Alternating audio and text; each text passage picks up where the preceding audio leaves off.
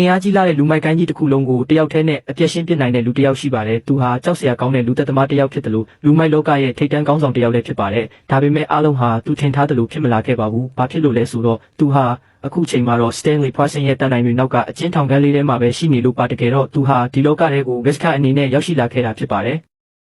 ဒီခန္ဓာကိုယ်ပိုင်ရှင်ဟာအရင်ကအဖမ်းခံခဲ့ရပြီးအခုတော့သူကဒီလူခန္ဓာကိုယ်ထဲမှာ3နှစ်တိုင်ထောင်ဒဏ်ကိုခါးစည်းခံခဲ့ရတာပါဒါပေမဲ့ကံကောင်းတာတစ်ခုကတော့သူ့မှာထူးဆန်းတဲ့ supervillain system တစ်ခုရှိနေခဲ့တာပါပဲအဲ့ဒီစနစ်ကနေတဆင့်သူဟာငွေကြေးတွေတုံးပြီးသူ့ပေါ်100%သစ္စာရှိမဲ့နောက်လိုက်တွေကိုစိတ်ကြိုက်ခေါ်ယူနိုင်စွမ်းရှိပါတယ်ဒီနေ့ကတော့သူထောင်ကလွတ်မဲ့နေပါ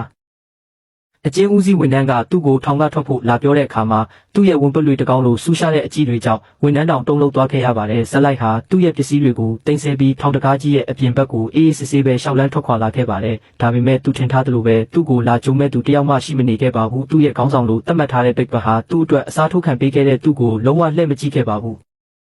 ဇက်လိုက်ဟာဒီလောကရဲ့တစ္ဆာတရားတွေဆိုတာအလကားပဲဆိုတာကိုကောင်းကောင်းကြီးသိသွားခဲ့ပါပြီ။သူဟာလက်စားချေဖို့အတွက်ချက်ချင်းပဲသူ့ရဲ့စနစ်ကိုအသုံးပြုလိုက်ပါတယ်။သူရရှိထားတဲ့ starter pack ထဲကနေတဆင့်သူ့ရဲ့ခန္ဓာကိုယ်ကိုပုံမတန်မာအောင်လှုပ်ဆောင်လိုက်ပြီးနောက်လိုက်အသစ်3ယောက်ကိုလည်းဆင့်ခေါ်လိုက်ပါတယ်။မကြခင်မှာပဲဆွေးမြေ့နေတဲ့ကားအောင်တစ်စီးသူတို့ရှိမှဆိုက်ရောက်လာခဲ့ပါတယ်။အဲ့ဒီကားပေါ်ကနေထွက်လာတဲ့လူ3ယောက်ဟာဇက်လိုက်ကိုမြင်ချင်းပဲဒူးထောက်ပြီးအယိုအသေးပေးလိုက်ကြပါတယ်။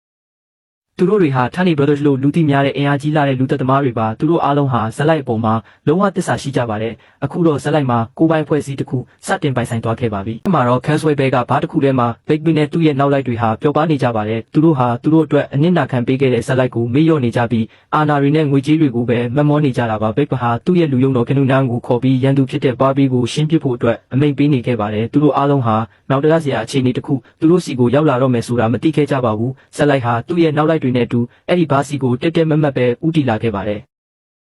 သူဘားတဲ့ကိုဝင်လာတဲ့အချိန်မှာတော့အားလုံးဟာအံ့အားသင့်သွားကြပါတယ်။ထောင်ကထွက်လာတဲ့ဇက်လိုက်ကိုမြင်လိုက်ရတဲ့ကျွန်တော်နန်းဟာဟန်ဆောင်ပန်ဆောင်နဲ့နှုတ်ဆက်ဖို့ကြိုးစားခဲ့ပေမဲ့ဇက်လိုက်ရဲ့အေးဆက်ဆက်အပြုံးကြောင့်စကားတွေစွန့်သွားခဲ့ရပါတယ်။ဇက်လိုက်ရဲ့စိတ်ထဲမှာတော့လက်စားချေဖို့ကလွယ်ပြီးဘာမှမရှိပါဘူး။သူဟာဟောင်ကောင်ရဲ့မြေအောက်လောကဘရင်တယောက်ဖြစ်လာဖို့အတွက်ဒီသစ္စာဖောက်တွေကိုအရင်ဆုံးရှင်းပြရမှာပါ။